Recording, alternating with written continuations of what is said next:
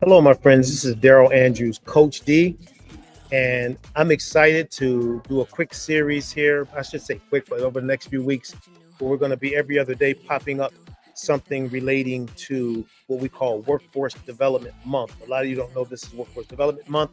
And Workforce Development are really the organizations and agencies that work with job seekers to help them find employment. But in some cases, beyond that, education, get a better education, change their living circumstances and situations. So in workforce development, there's a lot going on that many people don't know about. And I say this because I've been in it for 20 plus years. We used to run programs. Two of our programs were nationally, matter of fact, I would dare say globally recognized for their success rates. So we know the industry very well. Even though we work with other industries, we know this one very well. So what am I here to talk about today? Well, without a question, one of the most important things we need to think about if you're client facing, in other words, working with clients, is that we are dealing with a post pandemic client base. In other words, to the workforce development professional, the client is the job seeker.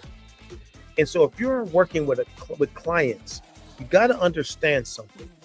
And that is this, that the clients that you're dealing with today are not the clients you were dealing with several years ago. Been through a lot of trauma, challenges, and home. We know the story.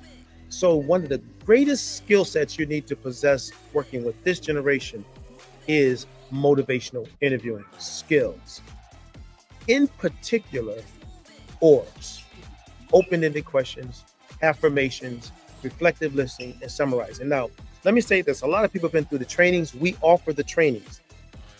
But what we realized is, and we kind of started doing this some years ago, is what you need is integration. And what I mean by that, it can't just be a training. It needs to be a system to give people the tools to use some of this information. And so for you that are working with the clients, you need to really work together collectively to be able to develop a system to be able to engage with the clients in a different way. Your ears should be the most important aspect of interacting with your clients today, not your mouth.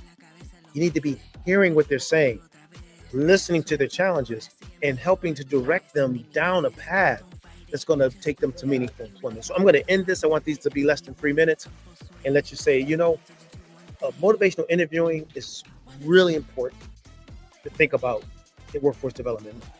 And so with that being said, if there's any questions you have, please reach out to me. And also take a look at our link here, because we are doing a workforce development motivation five-week challenge to try to inspire folks around MI and many other things. So hopefully we can connect with you there. 3 minutes, I'm out. Take care. Bye-bye.